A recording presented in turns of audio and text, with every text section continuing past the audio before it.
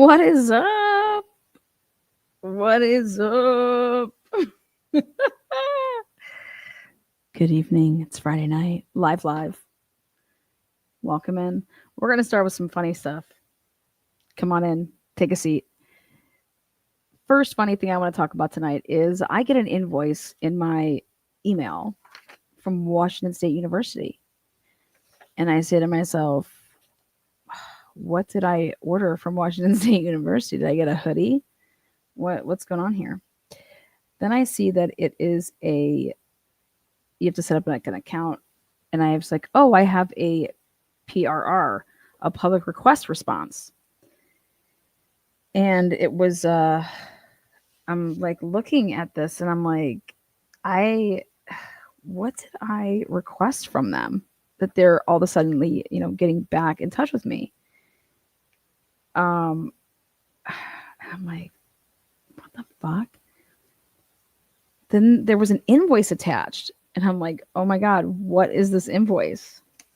This invoice, I'm going to use Hector here. This is hilarious. Hector, come on, bro. Here. Hector, let me just do something really quick and then we'll let you guys see this. Okay. Hector, don't be shy. Here you go. Take a look. It's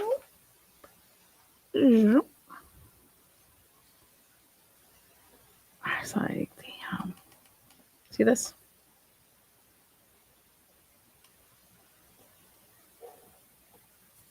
Oh, the mound of shit over here. Here. Oh, there it is. Look at that.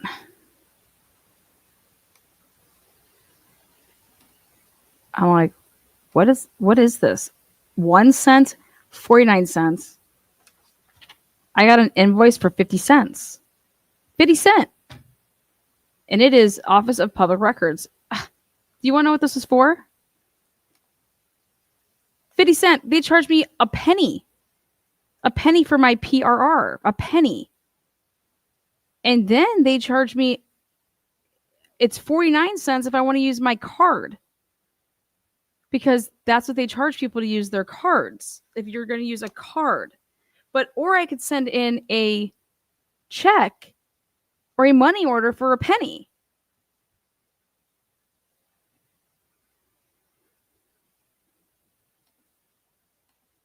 Do you understand? Like,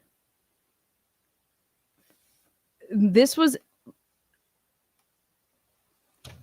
one quantity file, 0.05/4 PRR 25-022 install, 1 cent, credit card minimum charge, round up 49 cents. And here you go. If I pay cash or check, it's a cent. But if I'm going to use my debit card, I got to pay 50 cents. And I'm like, what the fuck is this about? Well, in January of 2025, January 10th to be exact, I put in a very special request, which was for Curtis Whitman and Daniel Tiengo's October 1st through October 31st. I wanted their records as far as any overtime that they worked during that month of in 2022. I wanted their schedule. Okay? Because I wanted to take a look and see what type of hours they were working. Because why in the world would they be out at midnight 30 in November at the end of the month looking for cars? Like, what time do they normally work? So they finally said, hey, Lana, you can have that request from 6 months ago. And I'm thinking, oh, you're going to give me that request because why? Is it okay now? Because Brian Colbert took a plea deal and because the gag orders lifted. So it did have something to do with what we were looking for, because I wanted to compare it to, I know that they just didn't work those hours. But I wanted to prove that they didn't work those hours. So I got charged a cent. A cent. Somebody fucking sent an invoice for a cent. Like, who does that? Well, WSU, man. I got a lot of people asking me about, hey, Lana, what do I got to do to get that hoodie? What hoodie? Oh, you mean that T-shirt? I'm friends with Bill Thompson.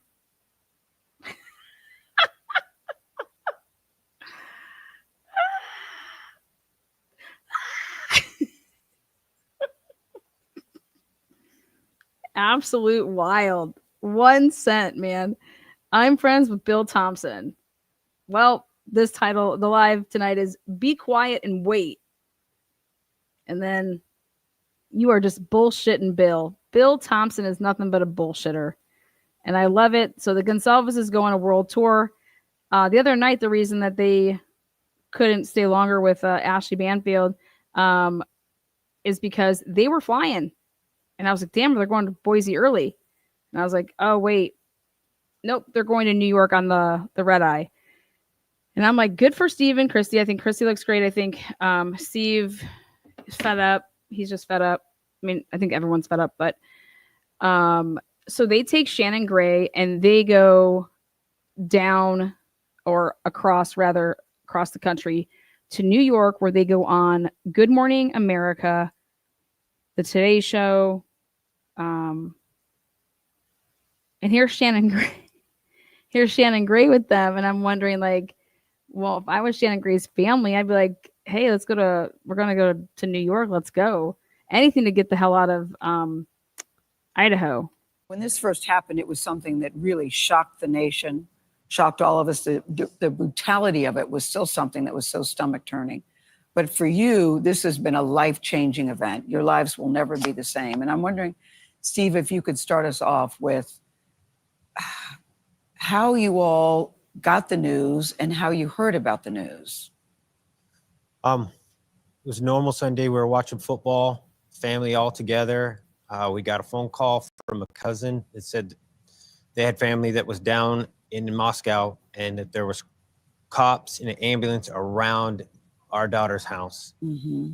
While they were sitting there, there was rumors, but basically a vandal alert came out that said there was 4 dead. Yeah, that's an alert from the school. Yeah, the college sent out an alert. That's how we found out our daughter was gone. And the reason why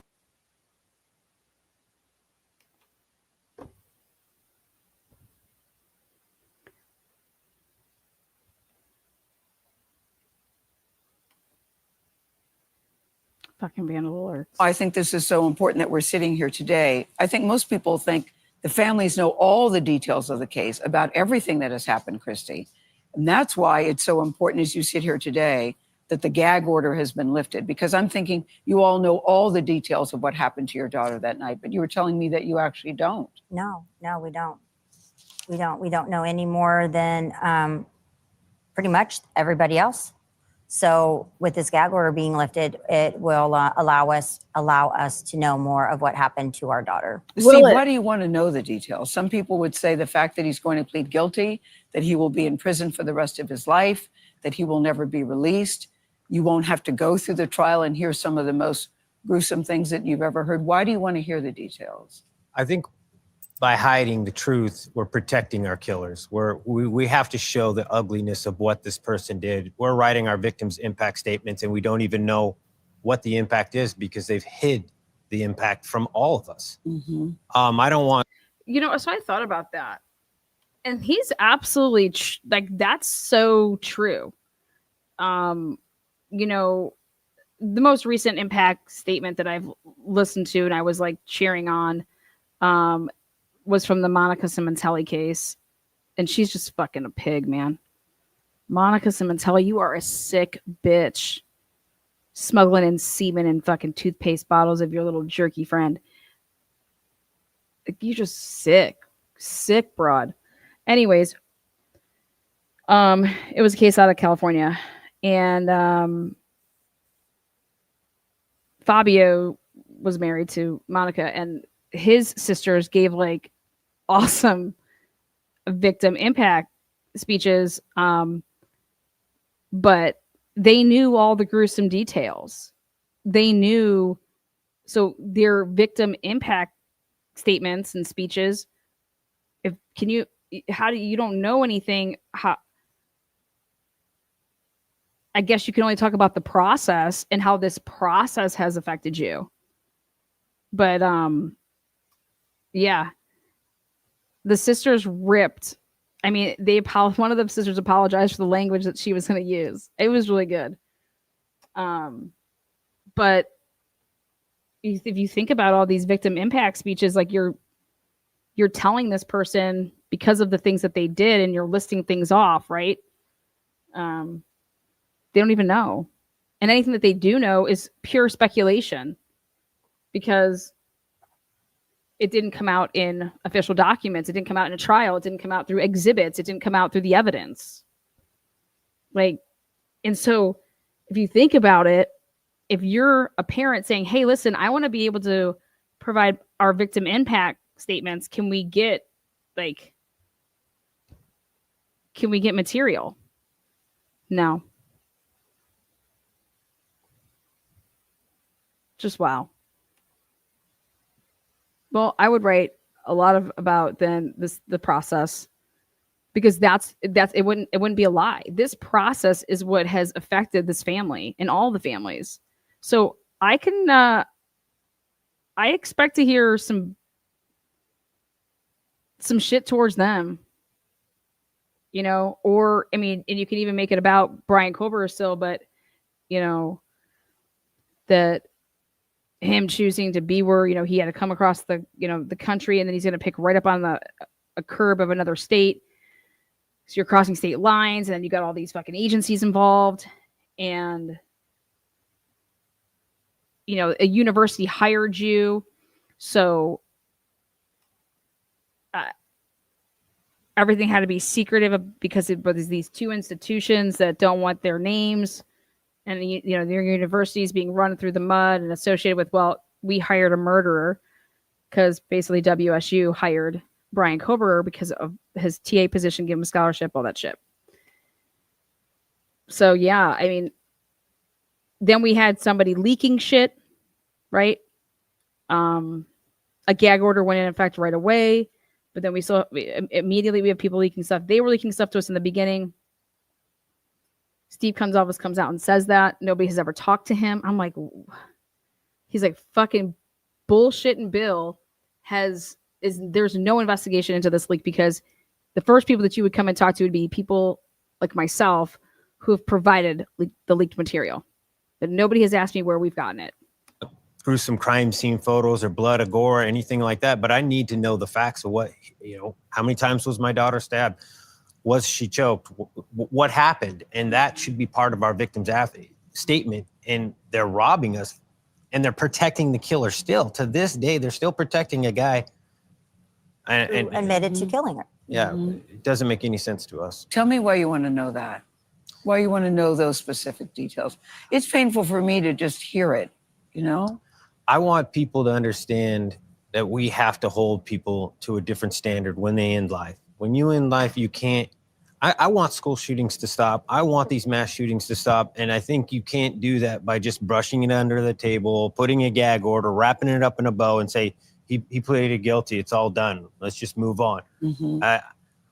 I think we can do better than that. Mm-hmm. Lifting the gag order, Shannon, you say is important too. Why?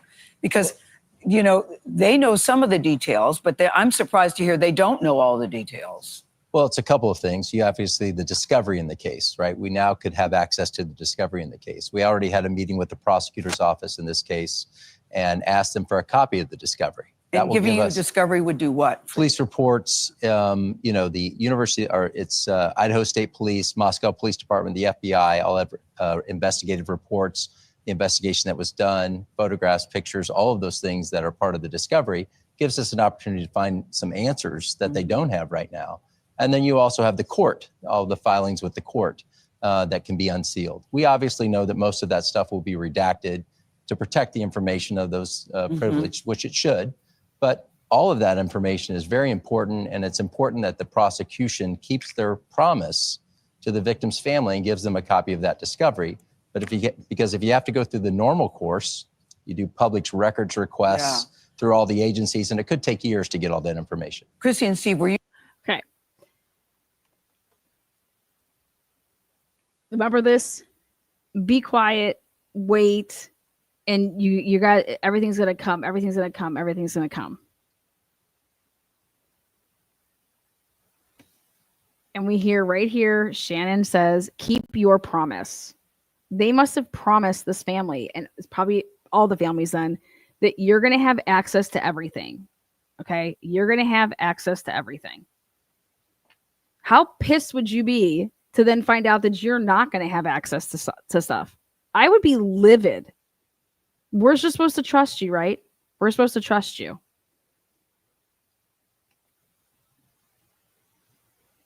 You surprised when he actually finally did plead guilty? Because it's been my understanding you thought he was guilty for a long time. When you actually heard that when you actually heard him say the words, did that surprise you to hear him admit to it? No, wouldn't you plead guilty to save your life? Mm-hmm. A simple yes, Mhm. yes, yes. Get up and do it once. Go sit in front of the courtroom and say yes. I think it was 41 times, guilty 5 times, something like that. But Mhm. I mean, if you're going to save your life I think he and has, not be on death row, Mhm. he wants control. He wants to be able to have that final say of how this is going to end. And that's part of the reason why we would have asked for them to make some negotiations and, made him prove, where the weapon was or the kill kit, Yeah. all these details, because Yeah. Don't those give are them the a way details out. that the conspiracy theorists would have. Don't give them a way out down the road trying to appeal. Exactly, like, where's the murder weapon? Let me tell you what they did to Dan Moore. Hey, what'd you do with the gun? Where'd you throw it? Where'd you put it? Hey, okay, you're gonna take us down there and you're gonna show us how you here's a rock for you. Throw this rock and show us how you did it. I mean, fucking what? They did all that over there in Bonner's Ferry with Idaho State Police, same people that were involved in this. I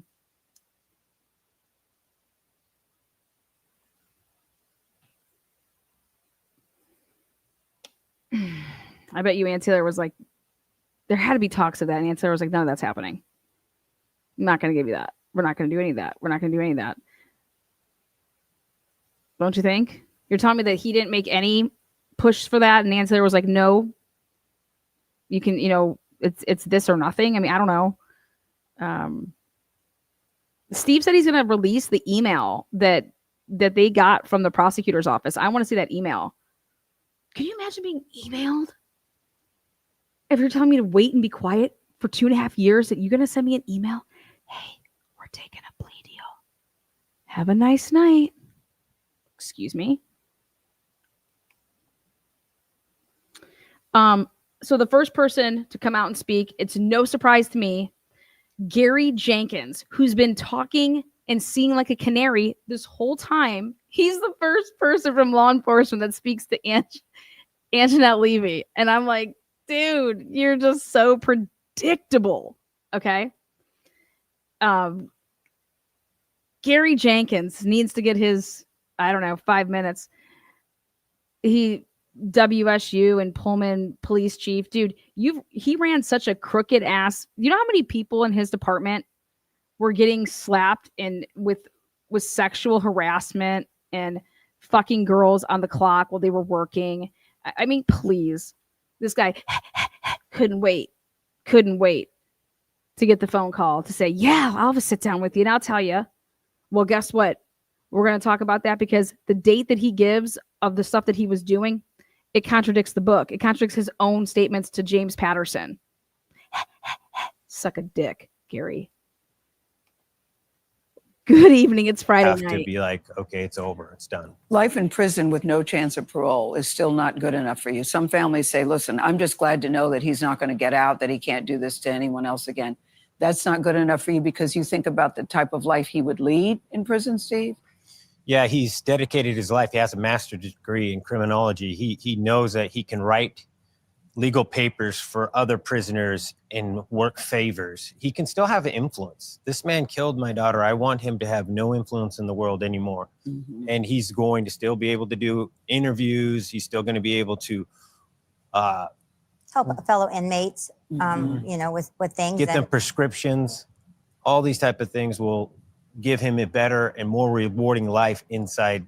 I call it adult care. Yeah. Prison is just like, Dude, give it up for Steve on that one. It is totally adult babysitting. Think about it. Think about it also, if you can't cut it out in the real world, at least go into prison. They're going to feed you. Like you're not freezing out here. You're not homeless. I mean, you might get beat up and raped, but whatever. Yeah. So, but it's not like Brian had friends anyways, right? He wasn't talking to anybody. He'll still be able to talk to his parents. like adult care. So it's my daughter deserved better than that. Yeah, what is it like for you? I know you've been in the courtroom. What is it like for you to sit and see him? I often wonder, I've seen you on TV from the very beginning, Steve. You've been very outspoken. It's 8 people protecting evil, and they protect evil in there, and that's very hard for a father to deal with. I don't want anyone to have to go through that. But yeah, I mean, Do you guys feel he's been remorseful? no, no, not at all. He's shown zero remorse, not one bit. He's like a robot, a killing robot, and He's a killing robot. And we're going to talk about that. Well, according to the state's theory of the case, he killed 4 people in 4 minutes. I mean, that is a killing robot with knife. 1 knife.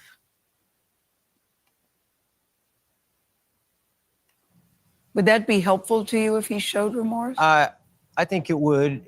I think it would be because, you know, maybe he could go in there and say, I went in there for one person, I lusted, I had a moment, I was drunk or I was on drugs, and it just went crazy. That would make more sense. We still, as a public, Yeah. You know what? I think someone like Brian would sit down with someone like Steve and tell him. I have no idea why I feel that way. I just do.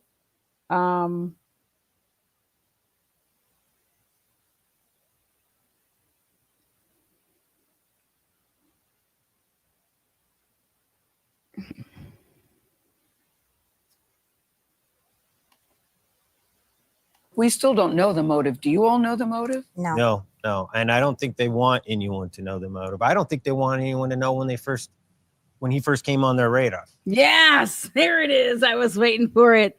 Cha-ching, bada bing, wow, wah. Steve, talking my language right there. Holy shit, did you guys just hear that? That's what I've been saying. Okay. That's what I've been saying. When did you get to Brian Kober? How did you get to Brian Kober? How did you really and truly get to Brian Kober? When did you know the name Brian Kober? Steve saying they don't want the motive out, and they don't want. What was that, Steve? I agree. Public, we still don't know the motive. Do you all know the motive? No. No. And I don't think they want anyone to know the motive. I don't think they want anyone to know when he first came on their radar. I've heard different dates on that. That's accountability that they're getting out. I've heard different dates on that. Exactly. Steve was the one that said they started throwing his name around to us, as in when I'm saying us, them, December 13th.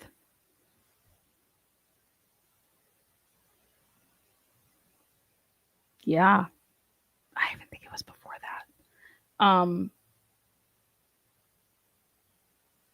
Yep, because they had it. they had his name before it all.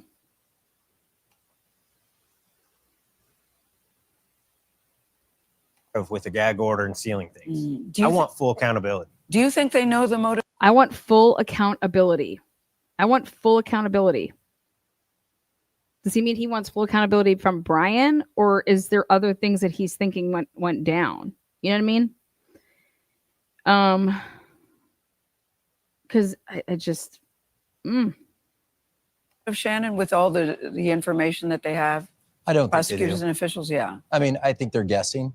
I think it's, you know, we'll get a copy of that discovery. We'll have a chance to make our own opinions on it. But I think he's very optimistic of that. It seems like we're going to get a copy of that discovery. Interesting. I want Steve and the family to get a copy of it all, because they can do whatever they want with that copy. motive was always an issue. They didn't know what the motive was, right? They knew they had a defendant that was. Yeah, we hear different things. Right. So I was curious. But I can't get over your daughter, Kaylee. Every time I see her picture, it does make me smile. You see the video of her. She was so full of life. And she and Maddie, there you are, Steve. She and Maddie seem to have been best friends for a very long time. How do you all get through this? How do you process it? How do you keep her memory alive? It's nice to see you smile when you talk about her, but I'm wondering, I know it's very difficult. For me, I Kristi? focus on the other babies. I focus on How right many now. children do you have? Other We have five. Five. Kaylee was the middle of five. And, we all talk about her all the time, every day. There's not a day that, Is that helpful? it is. Yeah. It is. Mhm. And we constantly see new pictures, and, we have friends that will send me pictures or text me pictures or send them to us. And so, seeing new pictures are always, the light of our day. But, videos have gotten really hard for me to watch. I used to be able to watch them, but videos and hearing her voice and like seeing her, laughing or whatnot. And I'll bet it comes in waves for you, Steve. Yeah, I focus a lot on the kids. Like yesterday, we Yeah. brought one of our kids out to New York with us. Good. It was on her bucket list. Yeah. She's about to go to college, so we were just really love being around her. And she's doing pranks, and she's just reminding us Yeah. of Kaylee all over again. And that's what I try to focus on. And I'll let you go with The best prank, trolling the shit out of that sorority. Loved it. Okay, so Steve on his New York tour, love it. When this is happening, Jenkins decide he's going to talk. Okay, so again, no surprise. It should be not a surprise to anybody that's following this case that Jenkins would be the first one to talk. You want to know why? Because he was James Patterson's source. I don't know how anybody could say that that's not a leak. Like, what the heck? So Anjanette Levy was able to get it.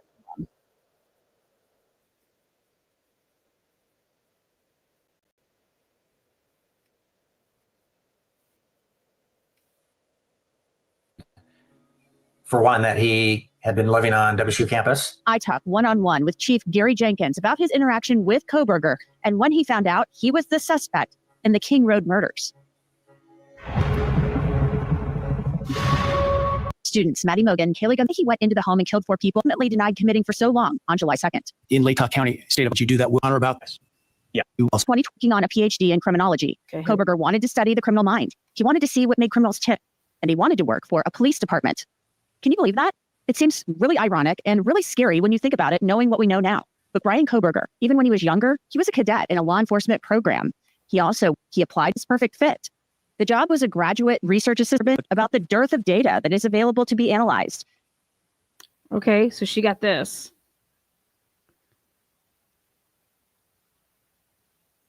This is new.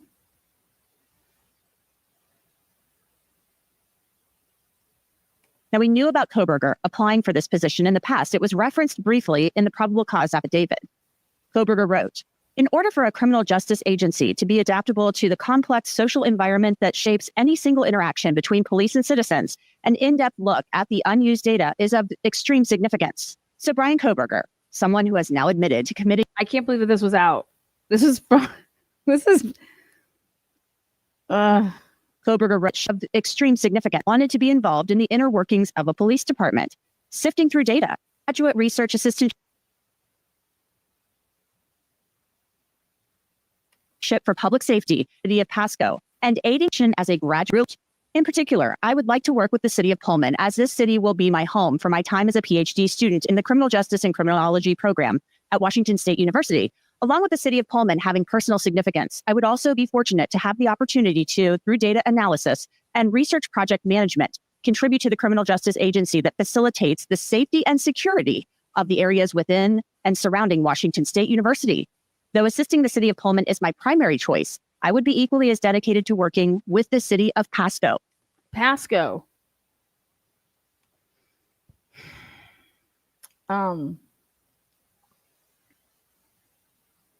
Gary Gary just giving it out.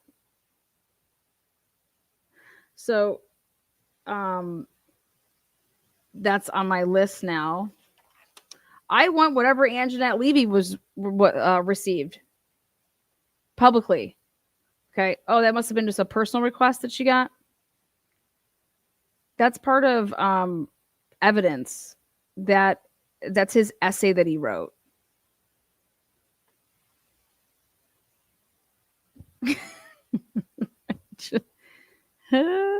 The fuck out of here. Oh my God. I'm just like, Now, Koberger boasted about the leadership role that he had taken in other research projects during his time at DeSales University. sick. He's talking about safety, right? Talking about safety on a campus, right? And then just goes into a home at 4:00 in the morning and stabs 4 people. Where he claimed to have found solutions to problems in his research projects. The aforementioned experience as an undergraduate researcher provides evidence of my leadership potential, dedication to those involved in a collaborative endeavor. Great. We'll come back to all that. Okay, here. This is his, look at CV. He titles it. BK 5781 DeSales EDU. Okay, remember? The question is where did you get that email? And then they were asking about a couple different ones. And then this number right here, 570-520-5889. Ready? Ding, ding, ding. Let me just give you guys a little, what? 570-520-5889. Well, that would have been Brian, because when he did this, look at the date. He was living in Pennsylvania when he filled this out in March. Okay, and sent it for the position for the fall. I was like, he didn't try to get it in the fall. He did everything with his spring. He did everything in the spring to try to get the job in the fall. Okay, and I always thought that, wow, how do we know that he didn't get the job? Well, I guess you're gonna have to trust us on that. He didn't get the job. So that's his phone number before he switched in June to the whatever number that he got, 504, whatever number, the 8548 number. Resume detailing his educational history. He listed his research interests as the cause of violent crime, emotion, and decision making. I want to show you guys that in 2018 to 2020, he only had a 3.3 out of a 4.0. It wasn't until he did the stuff at DeSales that he had a 4.0 on a 4.0 scale. If you scroll down. Legal and forensic psychology up here.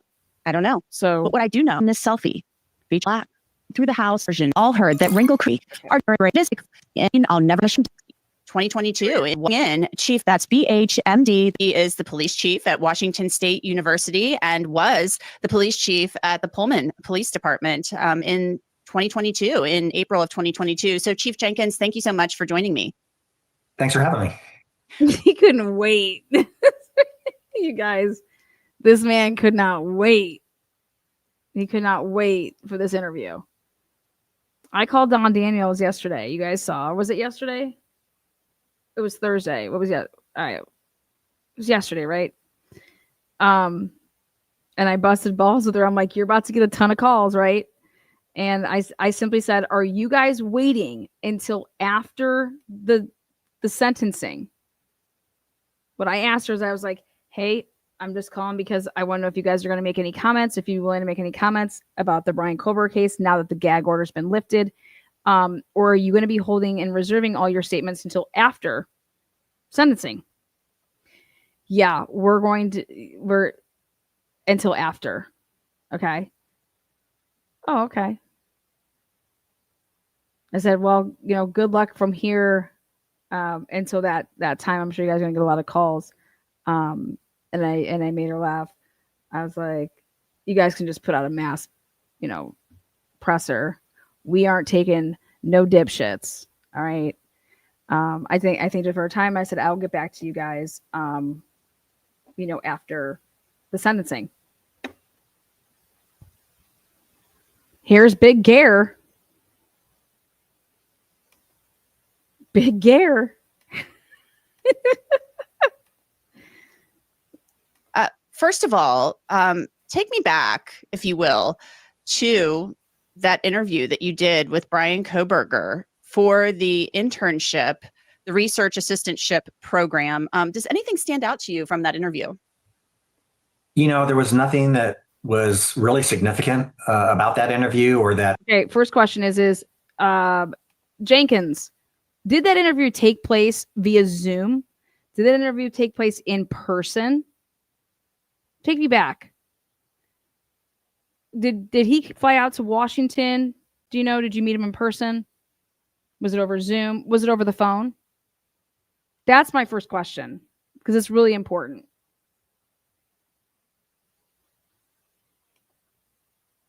That stood out about it. I interviewed 4 people, 2 on one day, 2 on the next, all on Zoom. Oh, there we go. And He gave it up. Zoom. All on Zoom. 4 people. Brian, you could not get the job over 4 people because he said that he just couldn't trust you. He felt that you were untrustworthy. Interesting. And I just made an assessment about who would be the best fit for that position and selected someone other than Brian Koberger. And there was only one position open. Correct. Just one position. I think a girl got it. And he was applying in his essay, he said, for not only a position possibly for consideration with the city of Pullman, but also with the city of Pasco. Right. Well, that program is run through the Washington State University Criminal Justice and Criminology program. And they had that program running at Pullman Police Department and the Pasco Police Department. Be quiet and wait is what Bill Thompson told Stephen Goncalves. So you're absolutely right. It's trash. It's not my trash. Be quiet and wait is a trashy thumbnail headline. Fuck a thumbnail headline, you complete dipshit. That is what Steve and Kristi were told by bullshit and Bill, is to be quiet, don't do any of these interviews, and wait. And you're gonna hear it all at trial and da da da. But you're goddamn right. Those words are trash. And they ain't my words. They're Bill Thompson's words to the family. But I'm glad that you mentioned that, because I'm just so happy to talk about that for a second. Couldn't imagine being told, hey, be quiet, don't talk. Even though you're not part of the gag order, you need to be quiet and you need to wait. And yeah. And then we're going to straight up screw you over and take a plea deal. So there was a position open in each department. Why did you feel that Brian Koberger was not the right fit for? So Brian Koberger didn't get, there was one open in both, one in each. He didn't get either. For that position? Yeah. So that position really requires someone who can establish trust and rapport with my staff. And that's not an easy task with law enforcement, someone coming in from the outside that's not law enforcement. It's difficult to develop that trust to be an effective researcher. And in talking with him, he didn't communicate in a fluid or conversational manner. He wasn't particularly personable. And so I just didn't feel like he would be able to develop that trust or rapport with my staff, and therefore wouldn't be an effective researcher with us. So it wasn't that there was something like, oh, this guy's got some red flags, but it was more like maybe he's a little awkward. He's just not going to be a good fit. That's exactly right. I didn't pick up on anything that was a significant red flag. It just was a matter of not being a good fit. And he does. What would be a good fit maybe the people that you think, Jenkins, would be a good fit is not actually a good fit, just saying, because your track record. But I think what he's describing there is him having whether he has Asperger's or spectrum autism. That's what I see. So I'm shocked that Brian Koberger would even still go out there to school. Because if I knew that there was 2 positions and 4 people applied and I couldn't get a job, I couldn't beat out just 3 people, or, basically 2, because there's 2 positions. If you're talking about the 2 different locations that he's talking about, I mean, geez, right? So that sucks.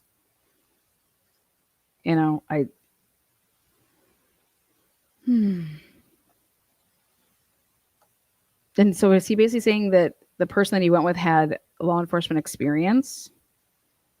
Kind of having a more formal he wrote. I mean, it's, I would say, on the wonky side. And so that definitely was something I recall. So Chief Jenkins, let's now fast forward a little bit from the spring of 2022 to fall of 2022. The homicide. Chief Jenkins should be happy that Brian Cobra didn't go over to his house. You know what I'm saying? I've never understood that. Why people like don't kill people. If you're going to kill people, why aren't you killing people that fuck you over or that you would think fucked you over? You know what I mean? Like, this guy didn't, this guy didn't pick me versus I don't even know these people.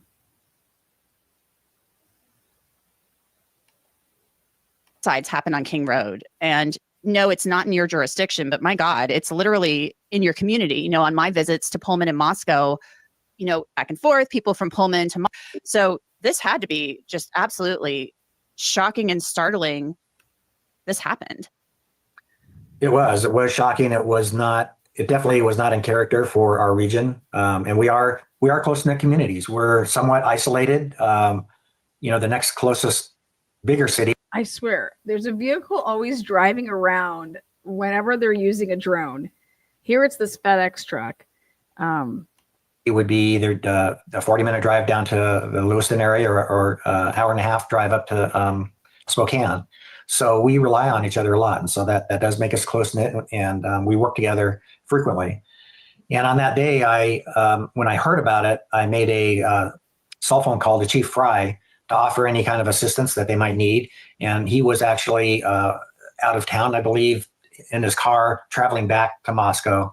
And so he thanked me for the offer, and he said he would let me know if he needed anything from us. And ultimately he didn't. They brought in a lot of other resources. And ultimately they didn't need anything from you guys?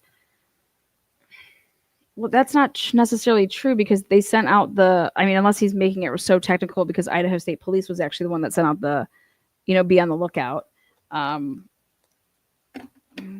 asked for your guys' help for the lookout. You're telling me that he didn't reach out to say, hey, can you guys run white Elantras that were registered to the university? Meaning like a parking pass? Can you guys run those? Anybody that has a white Elantra in the system that has a parking pass, can we get that list?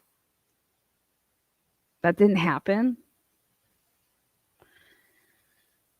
I could think that it would. I can't believe that he called him in the first 4 hours too. That's quick, because if he was still driving back. A lot of times that state line is somewhat of a barrier and with regard to resources. But if someone needs something quickly, we definitely provide assistance to each other. This had to be something, though, since you also been closely monitoring.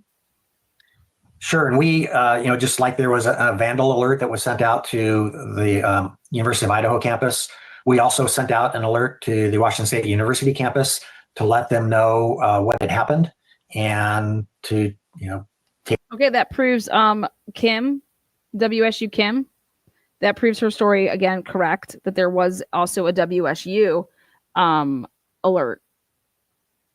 So there you go. It's the first time that we've heard anybody talk about that. So he sent out a WSU an alert like how they did the vandal alert.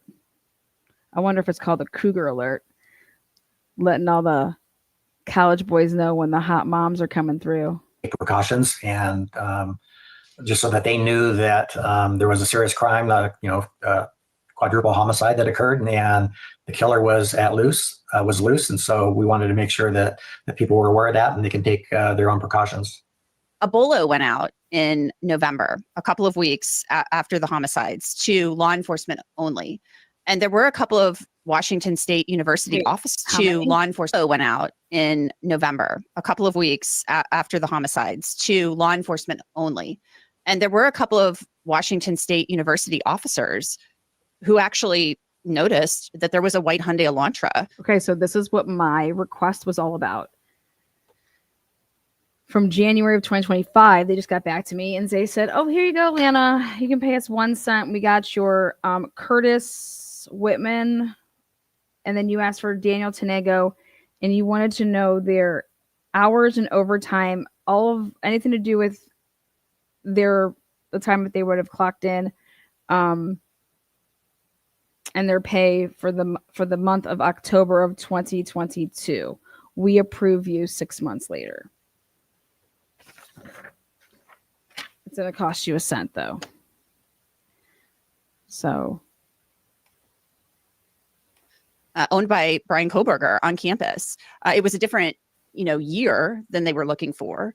But can you explain to me what happened with that? Because it's mentioned in the probable cause affidavit, but I feel like there's a lot of confusion about that because people think, oh, well, they were looking at him that early, but that's really not the case, I don't think, because they then made that a public bolo. She does a really good job here of getting him to talk about the timeline.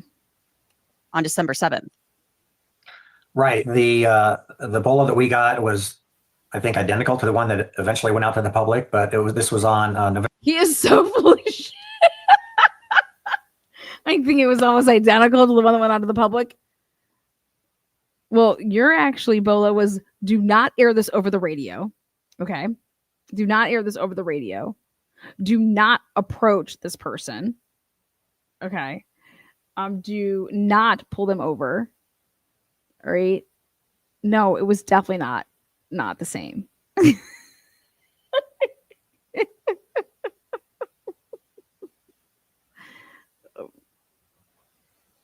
was basically the same. No, it was not. Also, yours came from Idaho State Police. This was from the Moscow Police Department putting it out. November 28th, they sent a bolo out to the local law enforcement agencies with a vehicle of interest that they labeled as law enforcement sensitive, meaning that we should not share it beyond the law enforcement community. Also, they never put on it in the email that I saw, for the record. The email that I saw, it did not say that it was for the Brian Kohlberg. It did not say that it was for the Idaho4 case. It wasn't like, it was just a plain, like, Idaho State Police were asking, and they didn't say that it was in connection with anything. Okay. So what I think is interesting from the BOLO is that to law enforcement is that if Idaho State Police is just putting this out, it could have been for any case. So why would two officers that normally don't work and are detectives at midnight or 12:30, why would they be querying white Elantras at that time, at 12:28 and at 12:58, and supposedly neither one of each other knows that the other one's doing it. So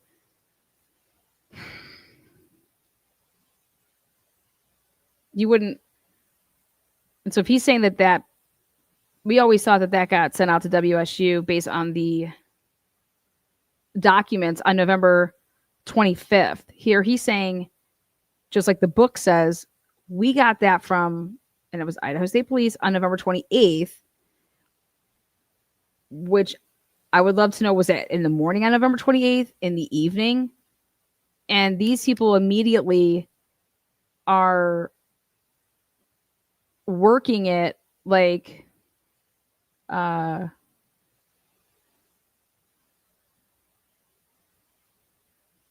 it's like time is of the essence, but by the BOLO, it doesn't say that this has anything to do with the homicide case. If that makes sense. Like it's from Idaho State Police. If Moscow is in charge, wouldn't it be coming from Moscow? Like stuff like that. That's what is interesting to me. The little things.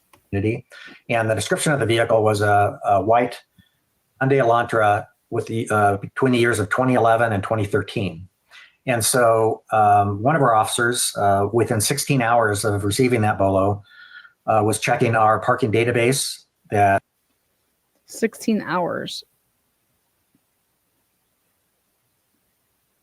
So that means that it had to come out at 8 a.m. to then, no, more than that. Like, what? 6 a.m.?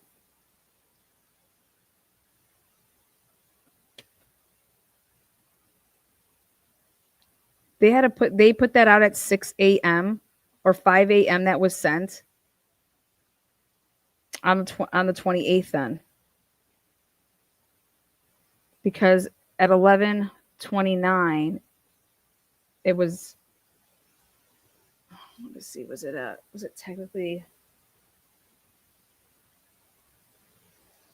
I'll look into that. That's That interesting. includes information about vehicles that have parking permits or that pay to park on campus, and found a white Hyundai Elantra that was with Pennsylvania plates registered to Brian Koberger, but it was a 2015. So the BOLO was very specific about the vehicle make, the vehicle. See, that part isn't the issue for me. Is the querying is normal, and then you would have gotten all 90 vehicles. It wouldn't have just been that. It's the other person that had no idea that person was doing the querying, and then 20 minutes later, 30 minutes later, happens to roll up on one in that parking lot at whatever, 11:58 at night.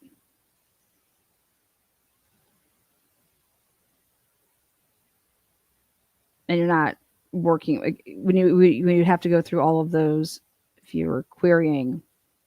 But then they're claiming that wasn't of interest to them because it was outside of the 2011, 2013. Then why is Curtis Whitman walking up to the car and on campus?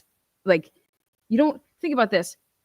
You guys, you don't get into a car and drive around and try to find these vehicles when you can so easily type them into your computer, okay? And then you're going to get a list of them, and you would print it out, and then you would have it. So, because what's the purpose of it? It says to, be on the lookout. It says just take the plate number when you see one and turn it into us. Like, don't approach the vehicle, don't do anything. You guys didn't really see this BOLO, because based off of it, it has nothing that says, I want to see if it says anywhere on there that it was for this case.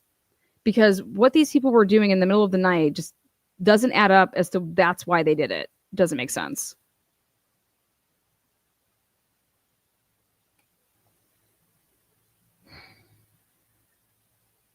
This is why Steve says we want to know when you really got the name Brian Koberger. Model and the vehicle year parameters and the color. So he didn't submit that as a tip. And then later, that was on graveyard shift. And then later on day shift, one of our officers was driving around and saw that same vehicle parked in graduate student housing. And again, it was not within the date parameters. So you guys, that's a lie. The problem, okay, if he's telling the truth, then the probable cause is a lie, because I just told you guys, Daniel Tiengo finds it and Curtis Whitman find it 30 minutes apart from each other. Unless what he's trying to say is that the one guy found it at 11:28 in the middle of the night, right? And then the other guy found it at 12:28 actually, PM. Like the next day. What? What are you talking about? Like, those would have been on technically 2 different days then. You get what I'm saying? Like 11:28 p.m. And then if somebody finds it after midnight, it would be somebody found it on the 28th, and then somebody found it on the 29th, or somebody found it on the 29th, and somebody found it on the 30th. Like, what the fuck? Nothing that Jenkins just says here is what the probable cause affidavit says. It is absolutely absurd. Yeah, 12:28 a.m., 12:58 a.m. It's exactly what they say. What is Jenkins talking about, right? Jenkins, you are an idiot. You are an absolute fool. And then so here's me. I want to see. Come on, Angela. She's smart. She's so smart. She's not a moron. She knows this case. I want to see her reaction to when he's saying this. I would have been like, wait a second. Do you know what the probable cause affidavit says? That the one guy found it at this time, and the other guy found it at this time? So is that not accurate? So there's something wrong, or are you wrong? those 2 officers didn't end up sending that information over to Moscow PD because of the date discrepancy or the model year discrepancy? That's correct. Yeah, it was not sent over to their tip line. Interesting. So did it just come up that they had queried it on that date? Right. How would it come up like that? How does that register in your system? Moscow PD did identify Brian Kohlberger as a suspect and connected him with the vehicle. Then they ran some checks to see who had run that plate previously and discovered those two officers had checked the vehicle, as well as a previous traffic stop that one of our officers made on Brian Kohlberger and his vehicle from, I think, back in October. So you're just assuming as to why they ran those vehicles. You see what I'm saying there? He's just assuming why those two dudes ran that vehicle. Holy shit. Oh my God. Think about it this way. Think about it like this. Let's say that I call one of my friends that's a cop in Cleveland. Hey, I had this fucking asshole run me off the road. I got his plates. I need you to tell me who the fuck this piece of shit is. What can you do? Dude, I can't run that plate. I can't give you that. What do you mean? You have access. Just fucking tell me. Here's the fucking plate number. I want to know who this piece of shit is.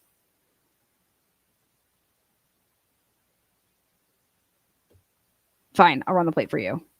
What are you planning on doing? Why? What are you going to do? Even if I gave it to you, what are you going to do with it? If he does that, his name would be under somebody that looked up that plate number 100%. That's absolutely correct. So the question then is maybe we should be asking ourselves, since they have a narrative for this, because they knew that they would have to cover it up somehow, that why did those two people actually, if you typed in the plate number, that is totally different than actually going to the WSU campus security police to say, hey, we want a list of all of the cars that are registered here with parking passes that are type in Hyundai Elantra to like limit your like Excel spreadsheet down to like those just make and models. What the fuck? Like that's what you would do. Gary Jenkins needs to put his foot in his mouth. This is crazy. This is all Jesus. Now think about when did Othram get that that DNA? When was that driven down? This is crazy, man. So let's fast forward. When is the next time you hear from Chief Fry about this investigation? So I got a text from Chief Fry on December 19th asking if I could meet with him at Moscow Police Department the next morning. Okay, this is wild. And so I went to Moscow PD the next morning and met Chief Fry out in their lobby, and he walked me upstairs. And we went into a room that included their entire investigative team. I think there were maybe 30 or 40 people. Okay, I have the book. This is not what you told James Patterson, or James Patterson's lying, or he's just totally confused and took shitty notes. Okay, so according to the book,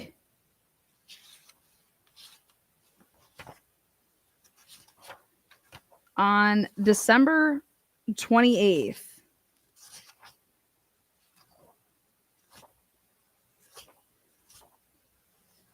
okay.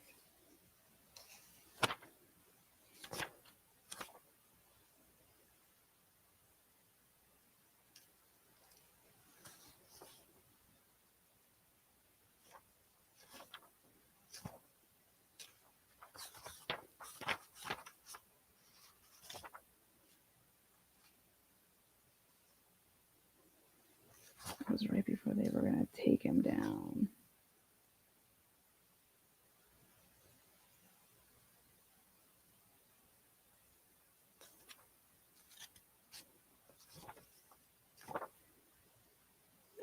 Okay.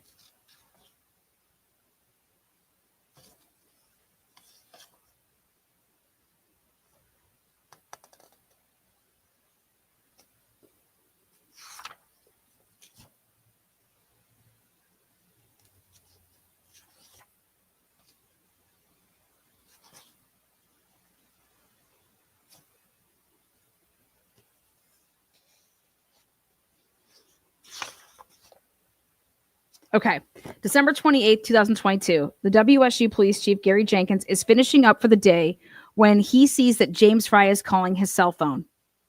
Can you meet at our police department? Fry says. Jenkins and Fry are old friends. Jenkins was recently reassigned to WSU, but prior to that, he ran the Pullman Police Department for 12 years. It's highly unusual for Fry to be as secretive and tight-lipped as he's been about the Idaho4. As the victims are coming to be known, but the chief have helped out each other in a dozen cases, Jenkins knows what the friend. So, as he drives over to Moscow Police Station, he assumes Fry's holding a secondary or a second multi-agency briefing, similar to the one where they asked for help searching for the white Elantra. And I'm like, wait a second.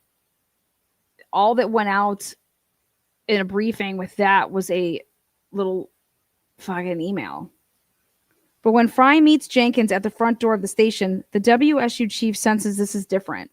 So this is December 28th, 2022. Jenkins follows Fry upstairs and into the conference room and sees a sea of faces. He realized the entire team of investigators is gathered there and waiting for him. In that room. And I was the only non-investigative team person in that room. They had held a couple of regional law enforcement briefings before, but this time it was just me. And so as soon as I walked in, I knew that they had something big and that it was somehow related to Washington State University. Okay, watch. Walk me upstairs. So let's fast forward. When is the next time you hear from Chief Fry about this investigation? So I got a text from Chief Fry on December 19th asking if I could meet with him at Moscow Police Department the next morning. And so I went to Moscow PD the next morning. So that would be December 20th, right?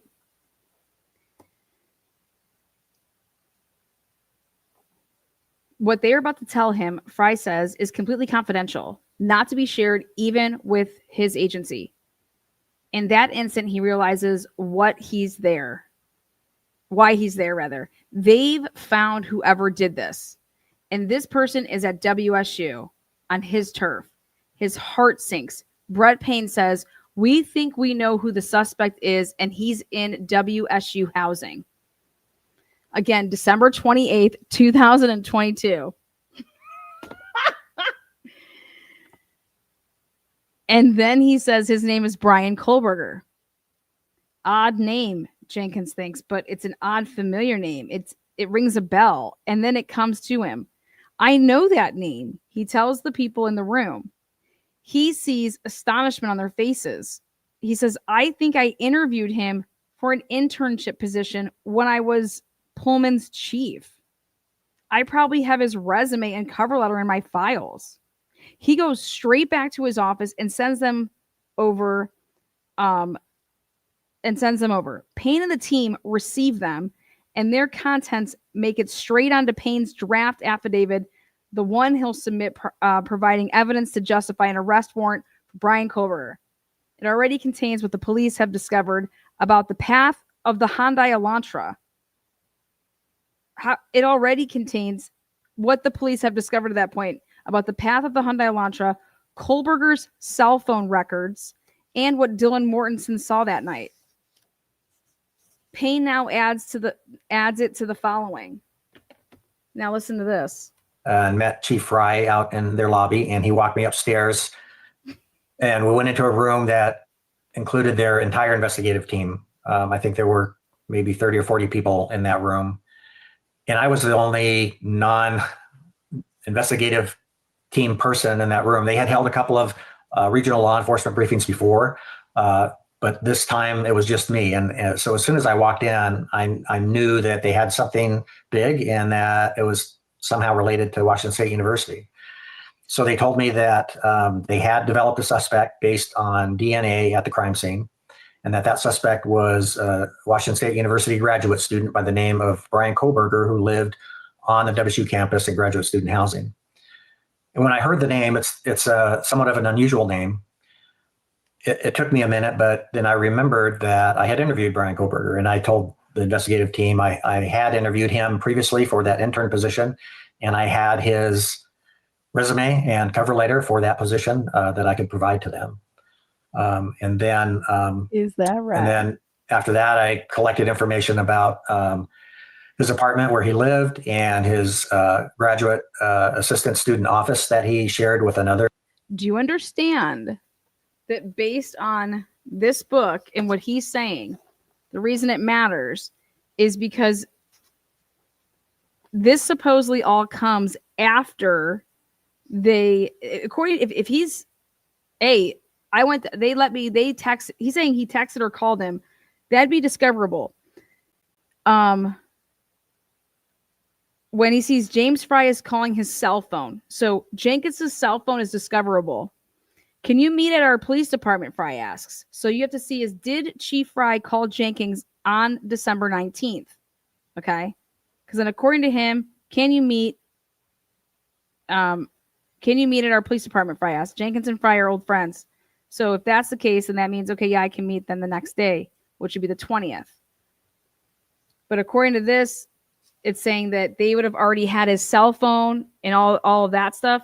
But I thought that they didn't get all of that stuff until December 23rd when they had to put in those search warrants through AT&T. Oh, wait, that's right. That's what Cy has been saying all along, that y'all had that information because you got that through the FBI's relationship with Boyd Jackson.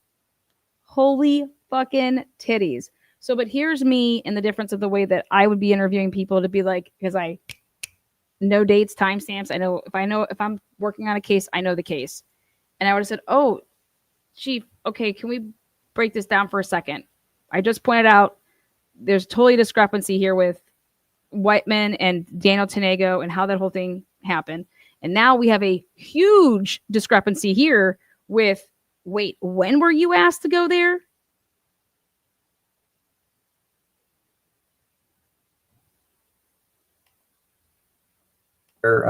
PhD student, and in preparation to prepare a search warrant later.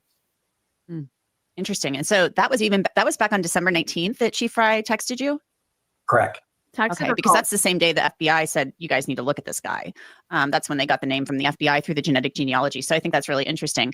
So when he says this to you and you're standing in the room and okay, now they have Brett Payne under oath asking him, and asks him, what did you have in a probable cause affidavit before knowing the name Brian Kober? What was in your affidavit?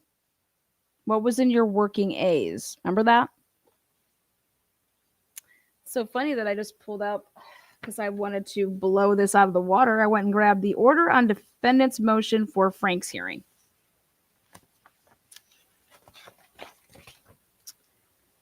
And if you go to the issue of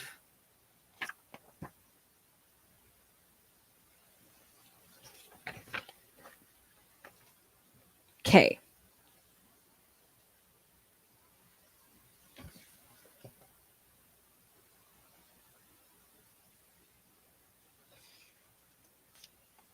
I think it's actually...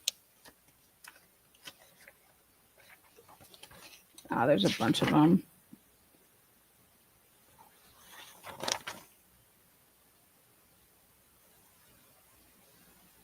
Anyways, it's all lies. It's all fucking lies. you know, are you kind of floored? The hair on the back of my neck stood up. It was chilling to hear that he was a suspect, and for one, that he had been living on WSU campus, and that I had interviewed him some months prior. And I know I'm kind of asking you. In the book, it says, while Payne is writing,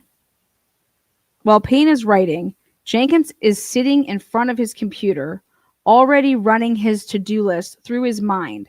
He's getting ready for what he'll say when he's allowed to share what he knows, and for when his team gets the green light to write the warrants for the Moscow team to search Koberger's home and office.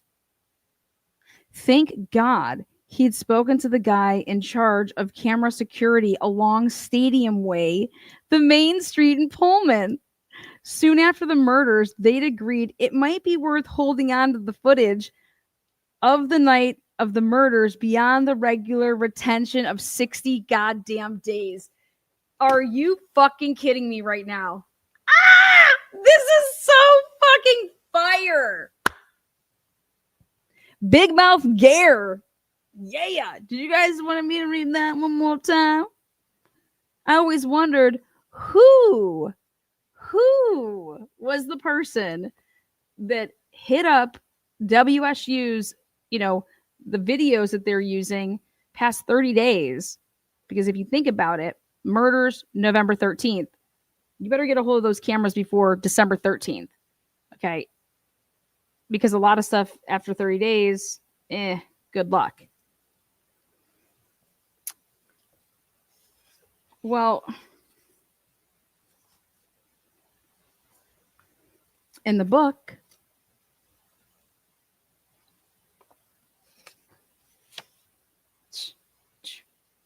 okay, so supposedly he goes to the police department, all right?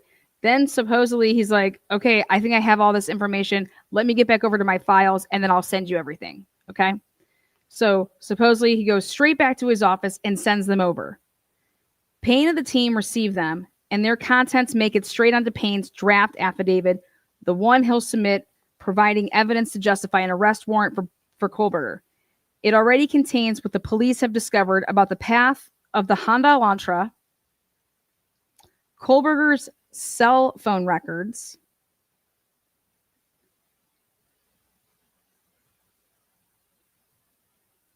so you had his cell phone records before December 19th and 20th. Well, we got those because of the towers, the dumps. No, but they weren't on that. How'd you get his phone number? Well, because once we got his name, then we pulled the ticket. The ticket had his phone number on it, and then so that we were just able to what? Get his CDRs? Wouldn't you need a search warrant for that?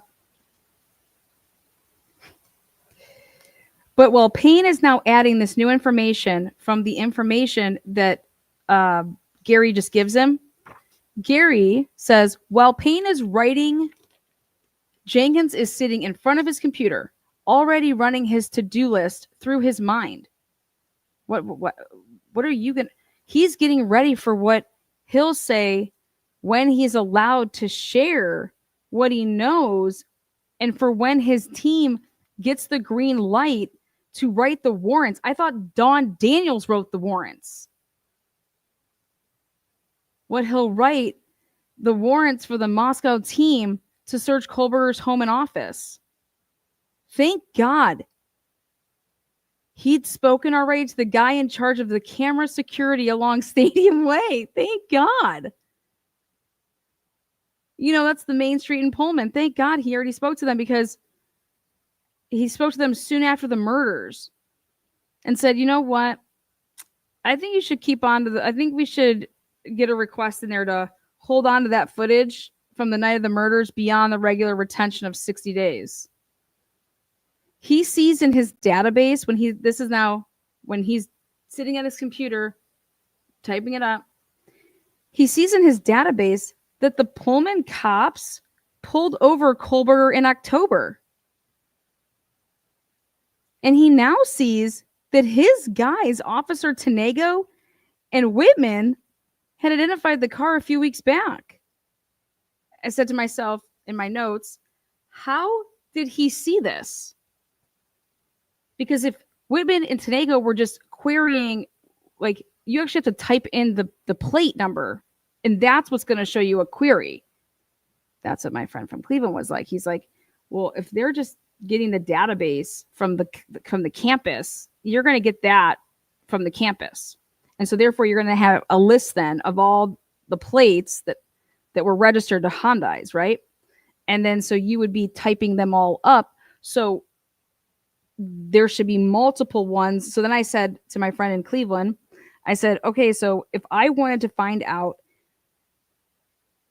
if your name and badge was used to type anything into that computer, would there be a printout for that? Like that you could actually do a command to say, okay, hey, just pull me up Officer Tiengo and let me see anything that they've, searched. And he said, oh, fuck yeah. He said, yeah, absolutely. I said, is that right? I already knew that answer, but, I double check with that's one of my good friends. And by the way, that was a hypothetical. I would never ask him to give me a plate number for somebody that ran me off the road. I would take care of my own shit. So he sees that Officer Tiengo and Whitman had identified the car a few weeks back. So that means that Gary Jenkins sat down at his desk, okay, and he must have typed in the plate, all right? And then he sees that anybody that would have had come in contact with typing in that plate, and he sees, oh, an officer pulled him over in October, and then, oh, he now sees that these guys, now how does he possibly get the date, the time and dates wrong? Because he then would have had to call Payne back, because in the order that this is saying, that he then would have had to call Payne back and say, hey, officers of mine found that car. Because it did make its way onto the probable cause affidavit. Okay. And then they're like, oh, wait, this is how we can make it seem like we got to him. Because that's what they did. They're like, oh, we can use this as a way to say that we got to him. Right? Because that's what everybody thought. That was turned in as a tip. So you want to see how this really unfolded, or how they're making it spin in to how it unfolded. But here, Big Gare just made a big mistake. Big Gare said that this happened on December 19th, and that he then showed up at the police department on December 20th. Big Gare, you need to put a big D in it, baby. This is why they say don't talk. WSU's community is going to freak out when Kohlberg is arrested. Jenkins knows this. He's got a team of counselors on standby for the cops. Why would you have a team of counselors on standby for the cops? If they didn't know who Brian Kohlberg is, what, huh? He'll almost certainly have to offer their services to the university. He goes back to his database. What else was there about this guy that was missed? There was a break-in near his apartment reported recently, and that was September of 2022. Wasn't there some story about a student being followed to her car? What else? His train of thought is interrupted by his phone. It's Fry, thanking him for Kohlberger's resume and cover letter. No problem, says Jenkins. Oh, and Gary, one more thing, says Fry, letting out a small chuckle. Aren't you glad you didn't accept his application? More than you know, replies Jenkins. See, people joke, even in crazy times. It's okay. God. Again, the book is saying that this happened, and thank James Patterson over here. Maybe James Patterson said, maybe he meant December 28th. Well, Anjanette Levy, that was December 19th, the same day that the FBI gave over the name to yeah, December 19th. The book and reason it matters, and maybe James Patterson caught on to it because he's watching the docs and he's watching everything that's happening. It's like, holy shit, if I say that this happened on December 19th, that's going to be really problematic for them. Yeah, she confirmed it. He's over there just saying, yeah, and then he's going to say, oh, I misspoke. We all know what's coming. Oh, I misspoke. You know? Just give us the fucking discovery. We'll be your own judge and jury. You to speculate. I just want to know if there's anybody else that should be accountable for killing 4 kids. Brian admitted it. Awesome. I mean, 4 minutes to no blood in that car. Brian could be your killer. Could have killed him with other people, another person. What vehicle was used? I just don't see how there'd be no DNA in that car. A little bit here, but at this point he's a suspect.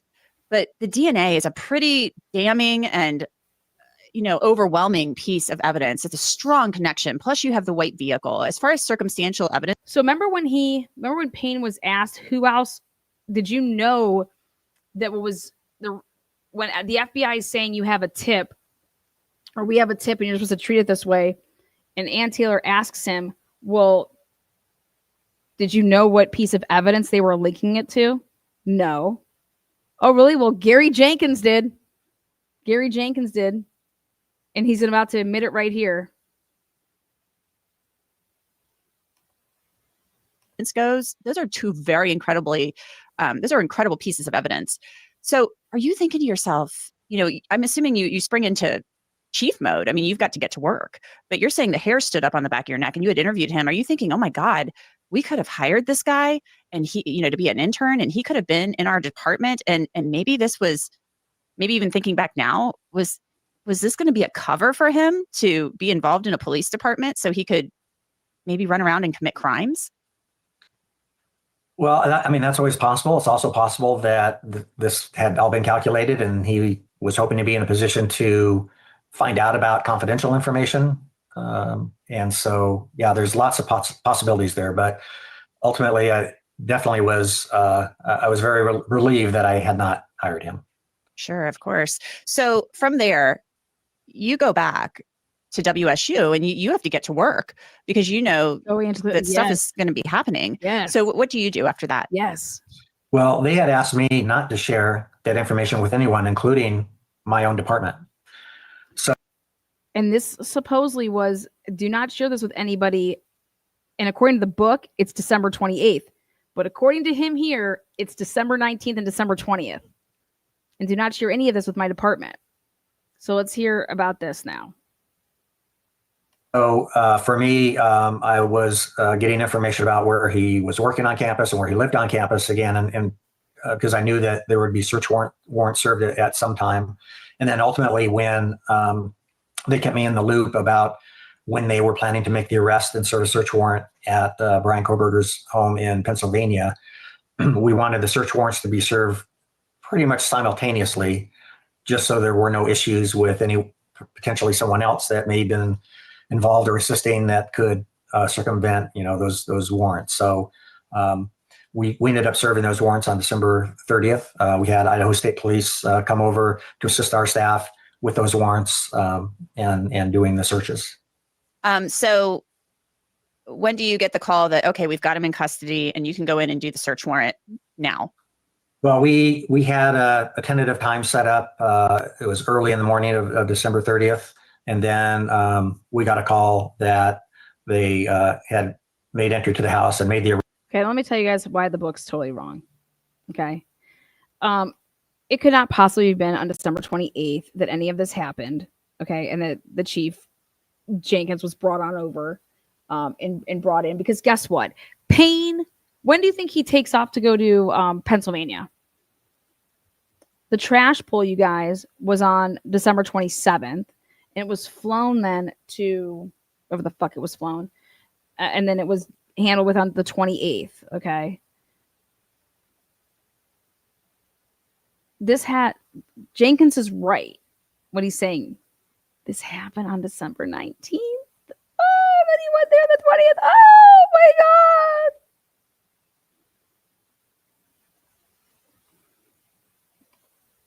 And did James Patterson cover it up?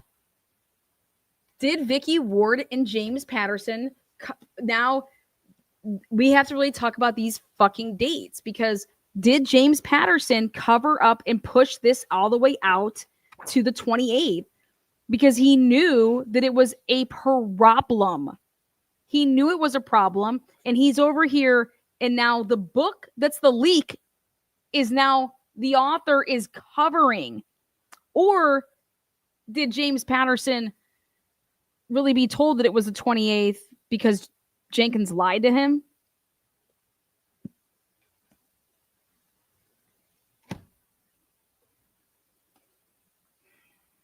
Bottom line is you have leaks, but your leakers are liars. Someone's going to have to answer this. Someone's going to have to call up James Patterson and ask him, hey, we have a question now.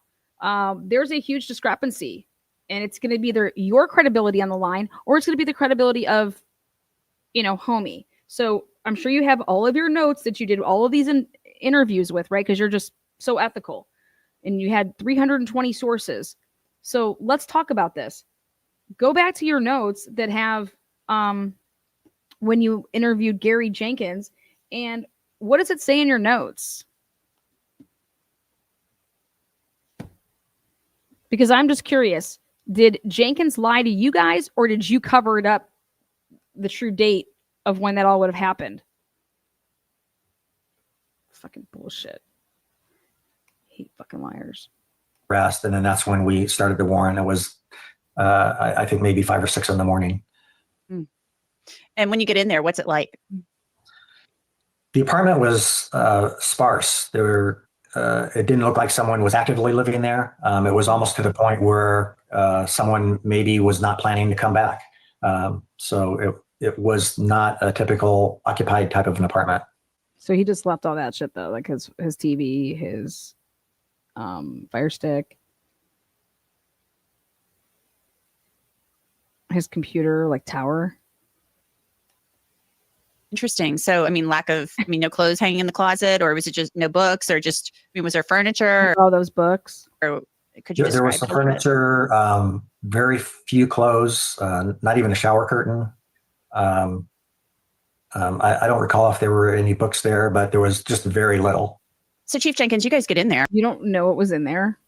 And the place looks like it's deserted, essentially. So you get in there and you do the work of executing a search warrant. So what do you do next? Well, Idaho State Police collected some items, and we held on to it. They couldn't take it into Idaho yet without a court order, since it's across state lines. So we held on to those items until a court order was obtained, and then Idaho State Police came over and picked up the evidence. We're doing a lot of communication with our campus. Students and faculty and staff were concerned and scared. This was, however, during winter break. So there were not a lot of people on campus at the time, but there were still students that would be coming back for the next semester and parents that had been following this. And so we spent a lot of effort with all of our campus partners, with our Dean of Students Office and Counseling and Psychological Services, President's Office and the Provost's Office, just communicating with everyone about what we knew, what measures we're taking to keep our campus safe, and a commitment to keep everyone informed with the information we had. As the case moves forward and it's heading toward trial, he tried to get all of the evidence thrown out, of course, and those efforts failed. We heard about the stargazing, driving around, alibi, all of these things. Were you following this closely in the news, or was it just something that kind of was happening in the background? What? No, I was following it. Very interested to see how it was going to play out. Why don't you ask him about Brian Kapaka? I wonder if he was like, that's off limits. So basically, Brian Kapaka gets shot up on the block, and woof, poof, then you're just being called down just days later, right? Literally just days later, after you have a shootout with a vet. And then, yeah. Jenkins, you're a fool. Dude, he just went and told national television that Brett Payne informed him on December 19th and December 20th, before they ever had fucking a single search warrant to do with Brian Kober in this case. What an idiot. I gotta end it on that one. This is wild. I hope the Goncalveses call up Gary call up Gary, say, Gary, we got a lot of questions for you. You seem to know a lot of things. Are you telling me that they had Brian Culber's phone records before in the path of travel? You understand you can't, how do you have the path of travel of the Hyundai Elantra without the phone with the cast? You understand? You can't do it.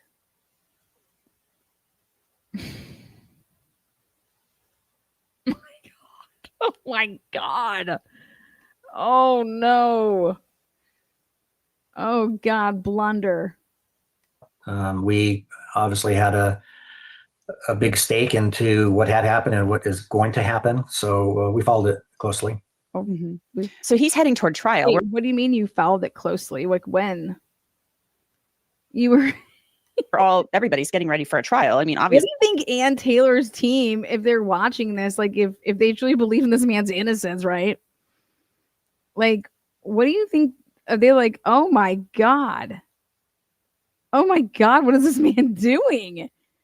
the police, the Moscow PD, the Latah County prosecutor's office, everybody's preparing for a trial. The courts are preparing for a trial, and then boom, plea deal. What'd you think? What was your reaction when you found Thank out about that? God. Well, initially I was surprised, particularly with how aggressive the defense had been in their motions. And so I wouldn't have guessed that there would have been a plea deal, but ultimately I'm relieved. I bet you are, Gary. Bet you are. I bet you are relieved, Gary. Oh my God. I'm so relieved. I'm so relieved. Thank you. I think it's a great deal. And I think it's a great deal. I understand that some of the victims' families have difference of opinion about that plea deal, and I don't fault any of them for the opinions that they have. I can't imagine. Then just tell them everything you know, Gary. I'm sure you were like, I don't know, keeping a journal. What they're going through and how they're dealing with it. But I think in the long run, it's a good deal because whenever there's a death penalty case, there's always appeals and continued hearings, and every time that happens, that brings everything back up, particularly for the victims' families. And so I think it's going to be good for. I think it does bring them justice. I know it's not exactly what some families wanted, but I think it's a good deal. And if you really kind of break it down and think about what could have happened, even if he was convicted by the jury at trial, there was no guarantee that the jury would then later come back with a verdict or a recommendation that he be sentenced to death. I mean, it just takes one juror. Right. Yeah. There were lots of unknowns, lots of what ifs had it played out. Why would there be lots of what ifs, Gary, if it would have played out? What are you talking about? I thought it was like a so solid case. Listen, this is wild. These people, like, I got to call Gary. I have to call Gary now. Like, Gary, we don't want you to, we just want to make sure here. Are you sure you want to stick with this? Because when I open up these and I reveal these October 1st through October 31st employment records for Tiengo and Whitman from October of 2022 to show you guys what they were doing and how they were running their schedules in October of 2022 for a detective. Okay. And these weren't beat cops. Those 9-to-5ers. So this removes all of that. Mm-hmm. There were a lot of rumors and things like that after his arrest that possibly he could have done some strange things on the WSU campus or around Pullman. There were rumors about a break that he had possibly broken into the apartment of his office mate at Wilson Short Hall, a woman with whom he shared an office and with whom he was friendly. Mm-hmm. Are you able to give us any insight into either of those events? I don't have any evidence to show that he did. I did hear about the break-in of someone that he worked with or a neighbor, and that was never reported to us. And so it was something that we didn't investigate. There you go. It was never reported to us. Now, what? Then how did you know about it? Remember, I called Don Daniels about this as well. I said, hey, Don, supposedly people aren't getting the justice they deserve. They are trying to report Brian Kober and nobody's doing anything about it. Can you speak on this to me? Like, everything that's been reported, you guys have looked into, and there's no other cases, right?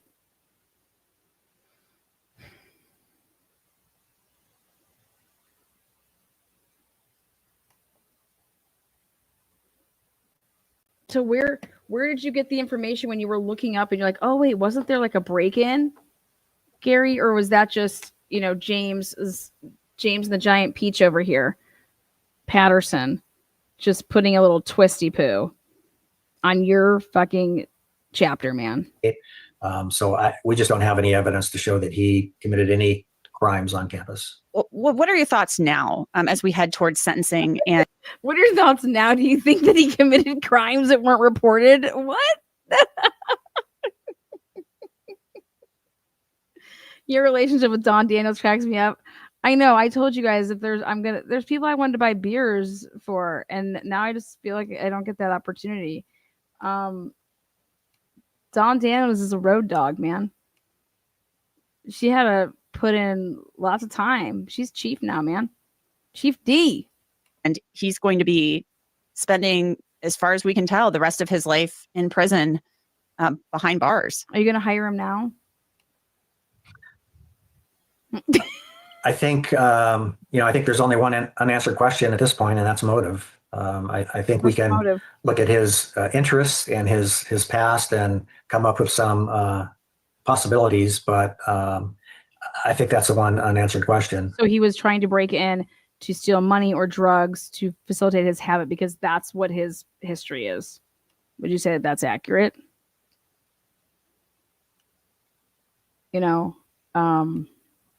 Hey, Dawn, if you're watching, can we use the company credit card when we go out like we did back in the day when you guys went to Hooters and shit back in 2007? Remember that, dude? But I'm happy to see that there's no chance of appeal. I suspect that he'll get 4 consecutive life sentences without the possibility of parole. So I think there is justice for the families and the community.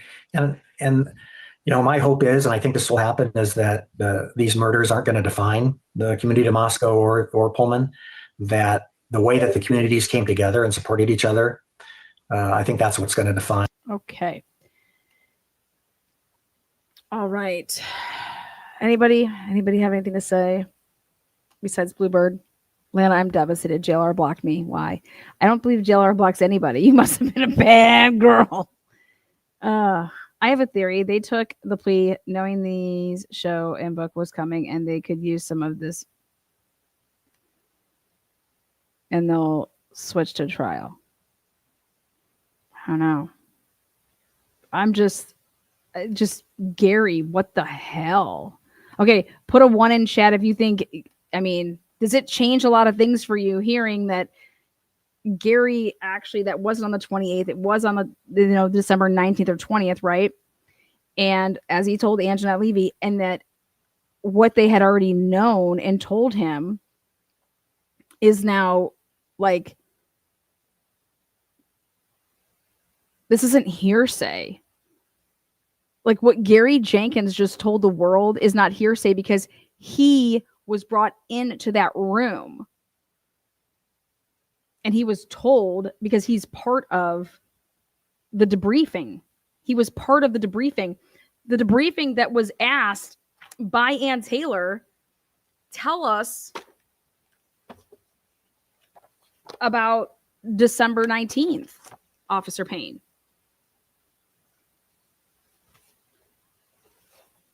Okay, so she says,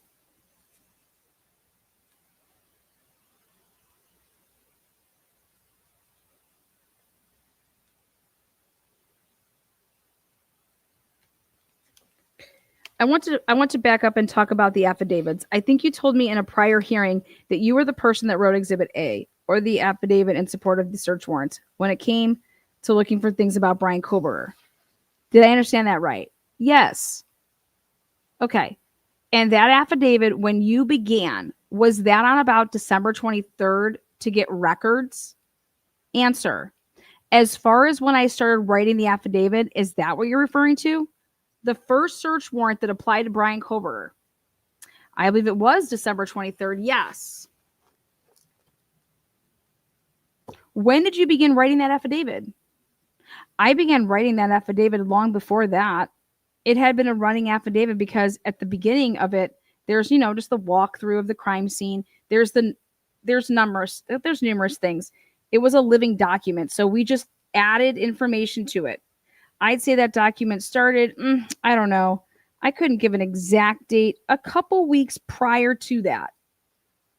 A couple weeks prior to December 23rd. Okay. Even before we knew Mr. Koberger's name. Exactly. Even before we knew Mr. Koberger. And then she's like, okay, well, help me understand. What parts were added after you knew his name? What parts were added after you knew his name? Now, this is where it's important to listen to what Jenkins just said, which is, well, what did Payne tell you that they knew on December 19th? Right? Well, they had his phone records on December 19th, according to Officer Chief right here, Jenkins. Well, ready? And it's like, help me understand what parts were added after you knew Mr. Koberger's name. He's like, well, to walk down the line best I can. So obviously there's the initial component, which is the crime scene. We knew that before Brian Koberger, right?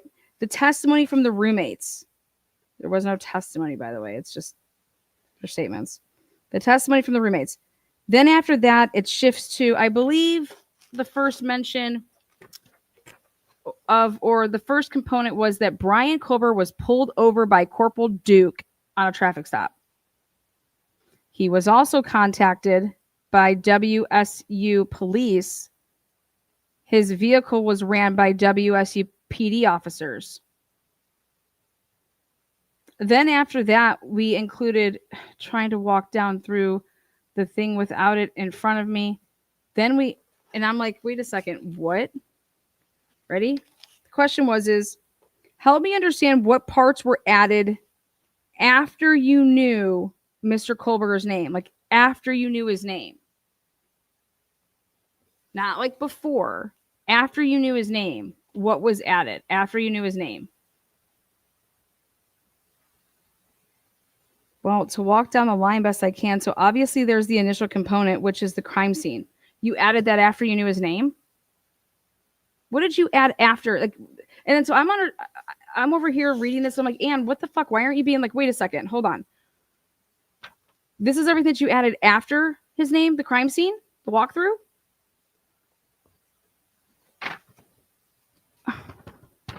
She's like, let's go back to that time before you started adding the traffic stop. The affidavit contains some information that you gained from other officers. Is that right? Yes, ma'am. Okay. And you didn't write large parts of that affidavit. Is that also right? Ann Taylor, I'm so disappointed. I can't even. Fucking can't even.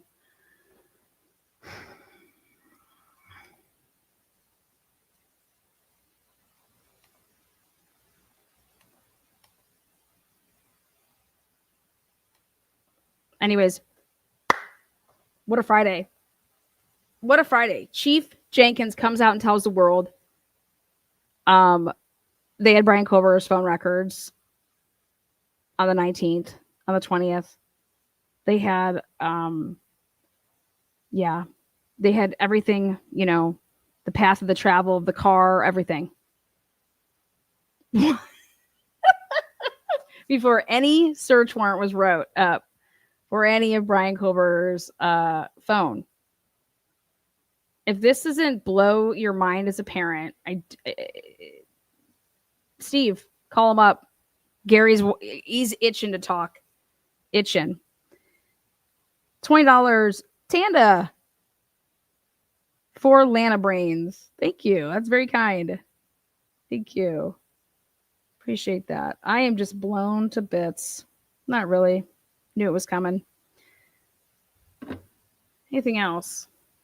They had his phone records very early on. WSU security found his car and they started running his number when they ran him and seen him. He gave his number after a traffic stop. I meant to write this yesterday. Yeah, but you have to have his name. You have to have his name. Unless you did that with 90 to 100 people. Oh, hi, Miss Harris. I have to be honest. I think I'm over this case, fed up. I'm short of glad that I don't have to watch the jury get lied to about the IGG because I've been really pissed. That tip. I don't know. I don't even know. Oh, my God. All right. Well, now that we got that out of the way, we can just go ahead and chalk up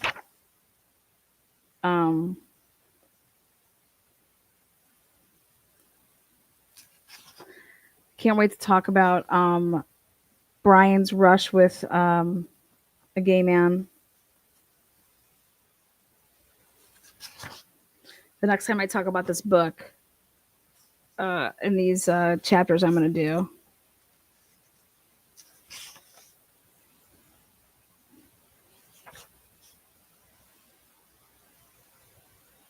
When WSU Police Chief Gary Jenkins considered how Brian resumed his normal activities in Pullman in the days and weeks following the murders, he believed his actions denoted a growing confidence. In quotes, I would think with every day that went by that he wasn't caught, that his chances were getting better and better, that he wouldn't be, Jenkins said. But cockiness, it turns out, can be misplaced. Thank you.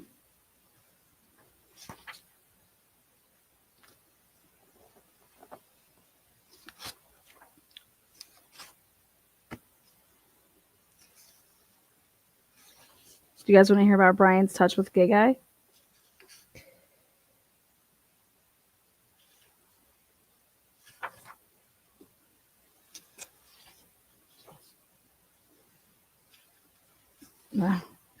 I thought it was the weirdest chapter in here. We'll just leave that for another day. Is that what you want to hear? You want to end on a funny piece?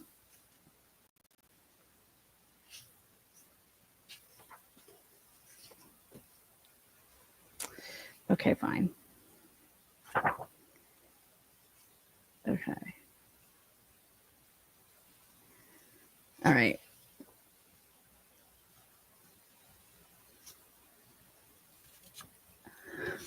Okay. October of 2022.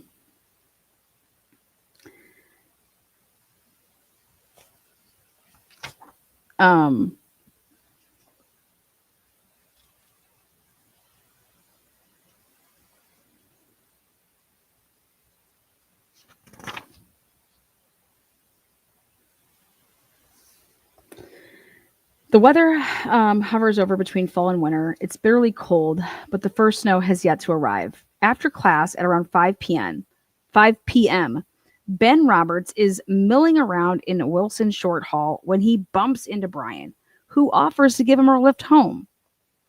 Ben hesitates. He lives only a few minutes away, but he does need a ride, and he's curious. Ben wants to understand what underlies Brian's behavior toward the women in class. So he makes a decision. He accepts. Ben gets into Brian's white Hyundai Elantra. Brian keeps the car's interior clean and tidy, he notices. The conversation begins straightforwardly enough, at least in Ben's mind. They talk about some of the negative impacts of social media. Ben says he believes that social media encourages people to stay within bubbles of like-minded people. Dating app searches, for example, Ben points out, are designed algorithmically to keep men and women in certain groups. Brian gets personal. Are you seeing anyone? He asked Ben. No, says Ben. And I'm fine with that. Ben doesn't add something he doesn't think Brian knows, and that is none of his business anyways. He's not straight. I'm like, wait, what? Ben is gay? Ben gay. Ben is gay. And so Brian, according to Ben, does not know this. Okay. Ben wants to change the topic, but Brian wants to talk about women, what he thinks of them. He tells Ben that he believes in traditional gender roles. The implication being that their female colleagues are wasting their time in class and have no business pursuing master's degrees. Essentially, Brian believes that men should make money and women should be homemakers.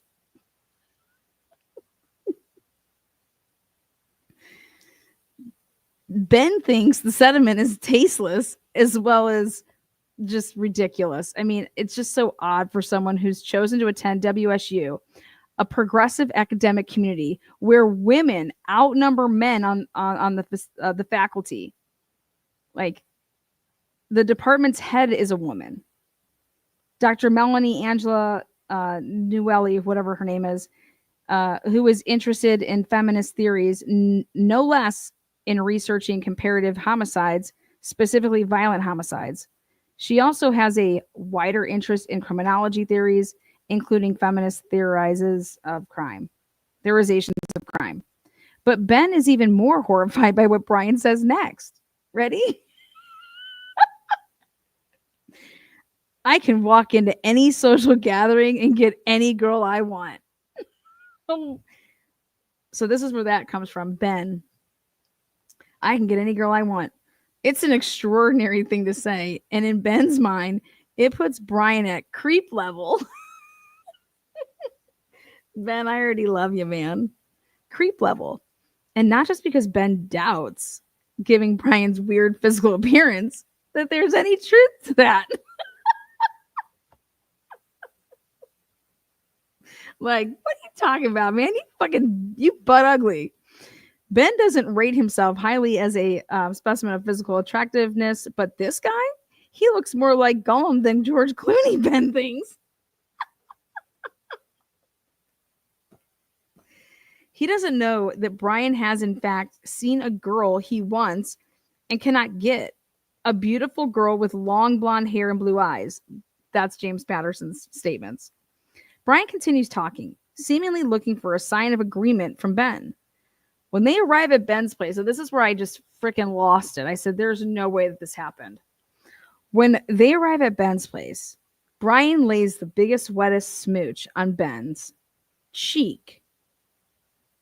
Get out of here. Totally just joking. That did not get said in this book, but I wish it did. But I feel like we can just write that in because James Patterson can say whatever he wants. So I'm going to write that in, that Brian lays a wet one on Ben's dick. Okay, let's see how well that goes over. Anyways, the truth is, naturally, just joking about that other stuff. When they arrive at Ben's place, he gets out of the car hoping that they're done. They're not.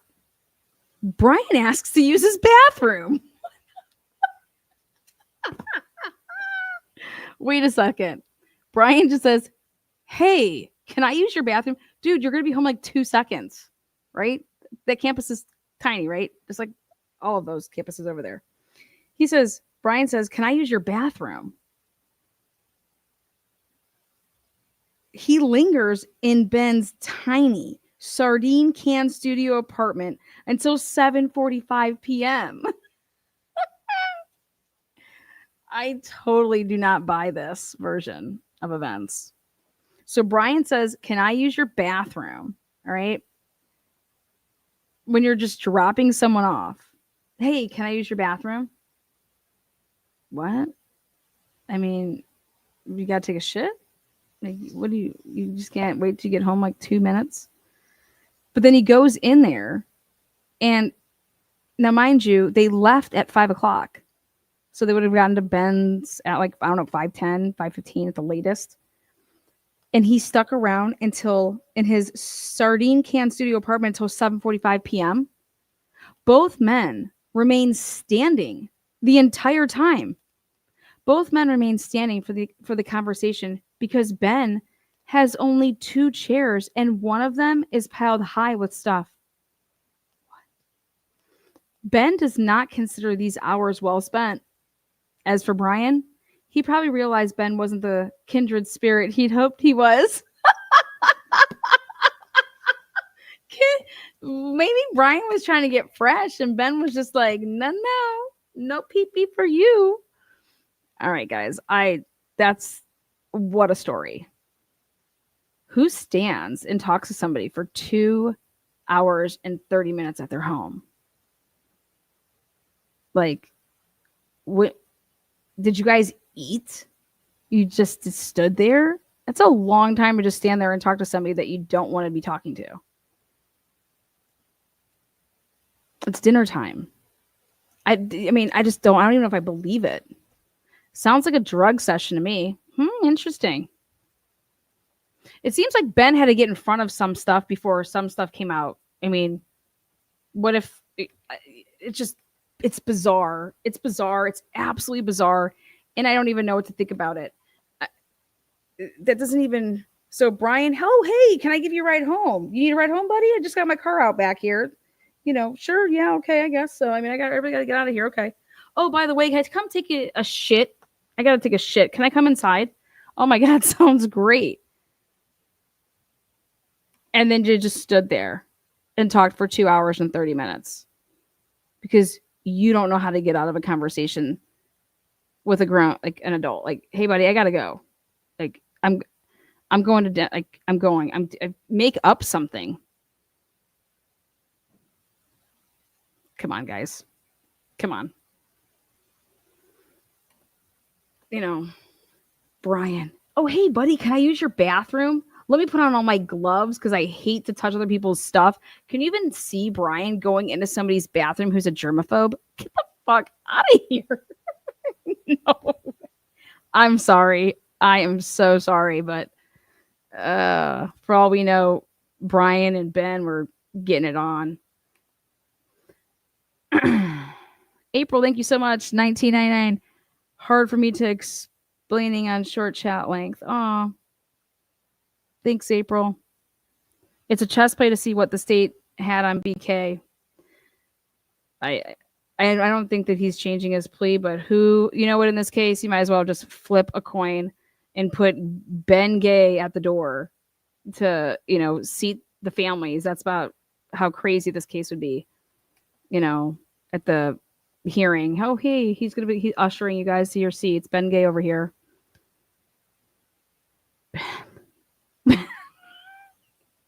Ben, he's going to usher them in. All right, guys. Thank you for joining me on this lovely Friday. I just don't even know what to think about this book.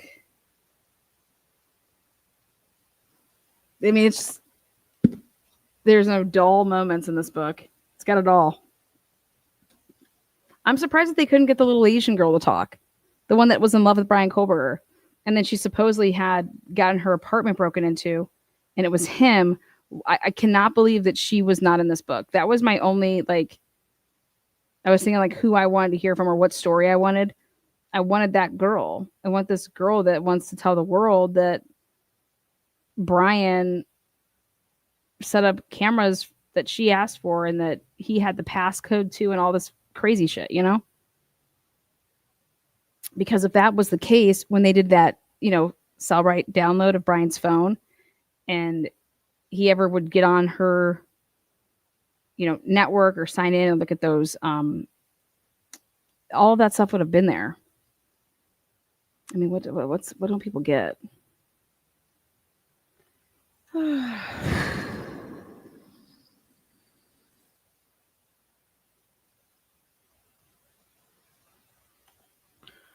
Miss Jim Morrison says, well, James Patterson is known for his fictional thrillers. The Idaho 4 is a departure from his usual genre. as it is a nonfiction account of a real life tragedy. You know, I just want to know who interviewed Gary Jenkins, because you got it dead wrong. Gary Jenkins says you got it wrong. I was involved on the 19th and the 20th. And by God, we had everything on him.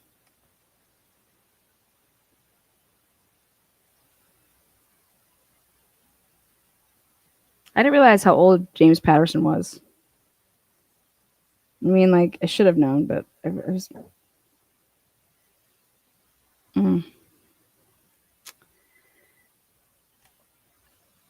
Miss Harris says, I want to know how that paranormal guy died out of nowhere on a tour with a doll. Yeah, that's exactly what I'm thinking about right now. You know what I'm thinking about right now is I'm going to read some of the Delphi, the transcripts. Yeah, that's going to be my nighttime read. Boo. It looks like Jenkins spoke on News Nation. Did he speak there too? Oh, God. Well, great lives all week. Thanks, Lana. Thank you, Joanne. Appreciate you. No, I did see that. I did see that.